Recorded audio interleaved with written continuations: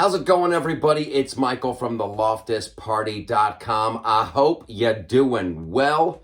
We got to talk about Cowboy Bebop, the live-action version on Netflix, because this thing is bad. It's beyond awful. It's horrible. It's an insult to the original show. And if we don't call out the people who are responsible for bringing this to our TVs, they're never going to learn. So we got to do it. Get ready, kids. You're going to school. I'm taking off my glasses. Okay. First of all, I got notes. You need to know this right off the bat. I love the original show. I just absolutely love it. And I say this as a writer of television. I've written on a lot of shows. Some of them did great, some of them did not so great, but I care deeply about each and every one. And when you see something as wonderful as the original Cowboy Bebop, you have to recognize. Back in 1998, a dude named Watanabe made a brilliant show, an iconic show, a masterpiece.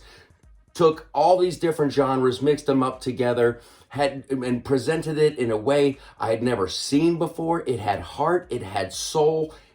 I could go on about that show for a long time, but that's another video. You should watch it. I'm begging you. Watch the original Cowboy Bebop. The dude called it. He knew he was making something wonderful. It's in the freaking commercial bumpers. He says it's going to be a new genre unto itself. Woo! Woo! That is some cojones. And he did it. So since 98, this show has just been going, building up its fan base. It's just an unstoppable force of nature because it's so wonderful. Which brings us to the live action version. And who's responsible, what went wrong, and how we can stop it from happening again. So here's who I blame. I blame Netflix, the showrunner, and the writers. So Netflix, here's how they work. Somebody comes to them with a property, something like Cowboy Bebop, and they're like, you guys, I got the rights to this show. It's got a huge fan base, hundreds of millions of people. Let's just do a live action version and put it on Netflix. And the Netflix executives are like, okay, that sounds good. That's interesting. I like the sound of that. Then they have to hire a showrunner. This is the person who's responsible. And for some inexplicable reason, Netflix was like, you know who would be good with this? You know who would be good with this iconic masterpiece of anime? Bring me the dude who did Beverly Hills Cop 4. What? Bring me the dude who did Mission Impossible 4. Huh? Bring me the dude who's responsible for the failed reboot of Ninja Turtles. Why would they hire this person? And then he goes ahead and he hires his friends as the writers. But that's how it goes. Netflix had no idea why Cowboy Bebop was awesome. And the showrunner, obviously he didn't either, because he just loves to subvert expectations. Yeah, look at that. He's like, well, we knew we had to do this scene. This iconic scene. This is one of the climactic moments. This is an important moment in the series. And he's like, we knew we had to do that, but we had to subvert expectations. That was our goal. That was your goal. Your goal was to subvert expectations in that scene. Okay, let me ask you this. Who wins when you subvert expectations? Right? Because if the expectation was to have a wonderful moment, we got robbed. You certainly subverted the expectations. But by angering the fan base, who wins? What, are you going for the 10% of the people who've never heard of the show? And like I've never understood this whole subverting expectations. Subverting expectations is something that's said by stupid people with not a lot of talent so they can sound smart. That's what happens when you take a property like Cowboy Bebop and go, we're going to subvert expectations. That just means you have no idea why the show's popular. You have no idea what's at the heart, what is the soul of the show, and you're just going to say that, oh, we're going to subvert expectations. Why? Freaking why? It's ridiculous. Did Peter Jackson subvert expectations in Lord of the Rings? No. No. Did they subvert expectations in Harry Potter? Any one of those movies? No, they didn't. They didn't. The fan base was pretty happy, and new people were pretty happy. A lot of people discovered it and were overjoyed. You know who subverted expectations? Rian Johnson, the dude who almost killed Star Wars. If you're ever in a writer's room and somebody's like, we should subvert expectations, fire them. Fire them, because they don't know what they're talking about.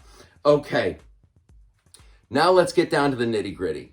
And just shows the basic lack of understanding. All of this makes sense. Why the show is horrible makes sense once you realize these people don't know what they're talking about, and they don't know what makes the show special, and they just want to keep their jobs. Once you realize that they're high-paid idiots, it all makes sense.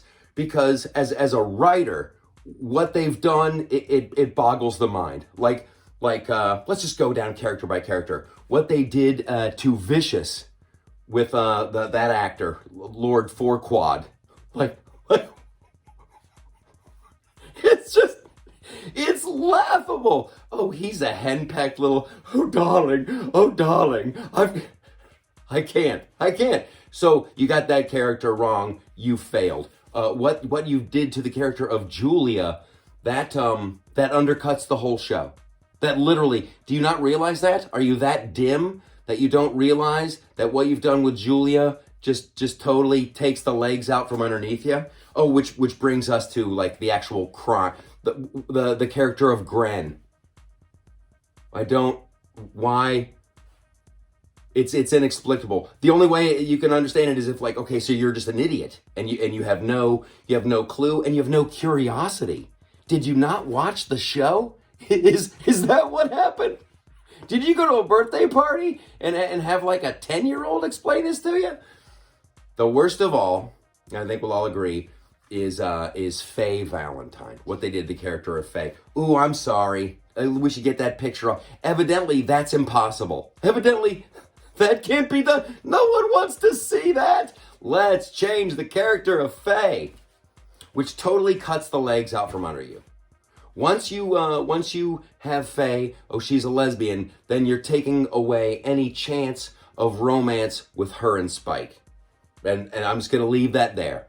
Once you take that off the table, you've killed so much story tension, you have no idea. And you're like, well, they never said it in the show. They never said it. Not with words, you frickin' morons. Not with words, which brings me to my final point.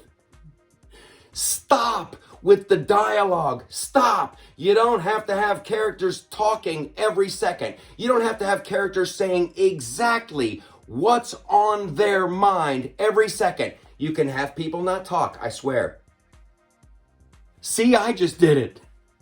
That silence can mean something. The dialogue is horrible. So I don't blame the actors. I really don't. It comes from Netflix. Just looking, it's a numbers game for them. Somebody owed somebody a favor, so they hired this showrunner who was in over his head.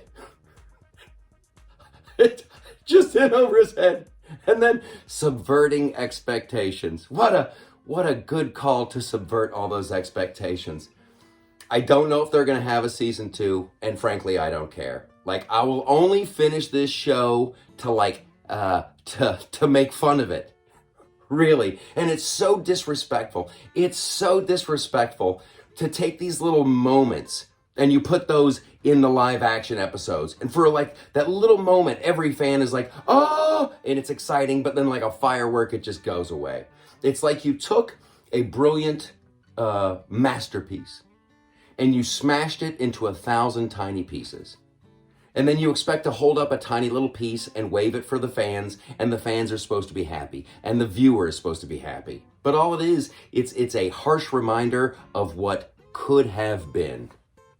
The show is an epic failure. I don't blame the actors. I don't. It comes from the top down. It could have been wonderful. And if we don't call out these giant failures, it'll just keep happening again. So to all the Cowboy Bebop fans, They broke our hearts. They broke our hearts. So what can you say? See you next time, Space Cowboy. Them's the apples.